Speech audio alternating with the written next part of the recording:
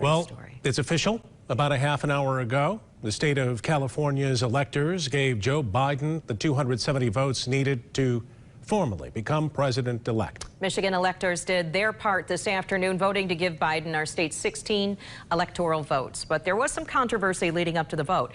The Capitol was closed after police found credible threats of violence, and a small crowd of protesters did gather there today. We do have team coverage for you tonight. Heather Walker is in Lansing for us. But we begin with News 8 political reporter Rick Albin. Susan, when the electors met in the Senate chamber today, there was no question of the outcome. The process was carried out as prescribed by law. It was orderly, uneventful. It's the way it always is.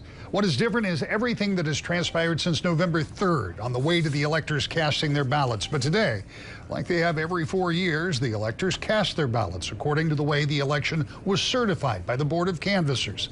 Governor Whitmer talked to the group before the vote about the election just passed and the path ahead. The people have spoken. It was a safe, fair, and secure election. It was the kind of election our founding fathers envisioned when they created this democracy and built this country. And after today, the results will be final. It's time to move forward together as one United States of America. Now is the time for us to put this election behind us. That may be easier said than done. Some Republicans have expressed opinions to the contrary about coming together.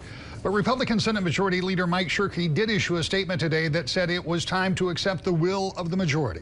The statement said in part, Michigan's Democratic slate of electors should be able to proceed with their duty, free from threats of violence and intimidation. President-elect Biden and Vice President-elect Harris won Michigan's presidential election. It is our responsibility as leaders to follow the law and move forward in pursuit of policies that contribute to the betterment of Michigan. That was the end of the quote. Now, what happens next, at least here in Michigan, is a little hard to guess. The governor has asked for $100 million for COVID relief package, but the legislature only has 3 days left on this year's schedule, and the Senate isn't meeting tomorrow. So we'll see if the election can be quickly put behind us, as the governor called for, or if lingering animosity over it will further complicate the state's divided government. Sue, Brian. Okay. All right. Rick Albin, thank you. Thanks, Rick. There was another security issue at the Capitol this morning. Representative Gary Eisen, a Republican in the State House, was doing a radio interview and said that he would be in Lansing for a protest today. When he was asked if it would be peaceful, he said no. Republican leadership stripped Eisen of his committee assignments shortly thereafter. Let's get to Lansing now, and News 8's Heather Walker. Heather, the crowd of protesters today was pretty small.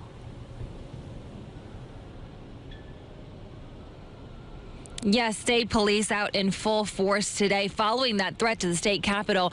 But there were definitely more police and press than there were protesters. I'm out here to stop the voter fraud. Making their voices heard before the vote was made official today.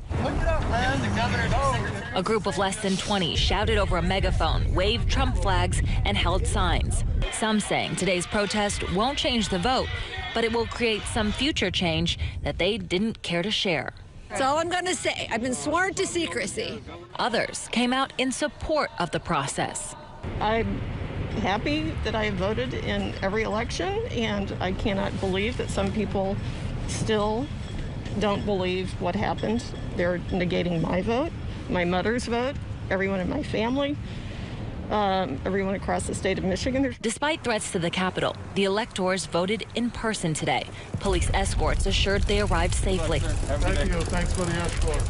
Have you ever experienced election like this? No, never have, and I never thought I'd need an escort to come and conduct my civic duty. So, what do you think about that? I think it's a travesty, but I'm here, so. Attorney General Dana Nessel weighing in on the measures.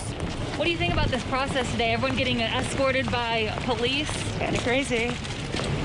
Shouldn't have to happen.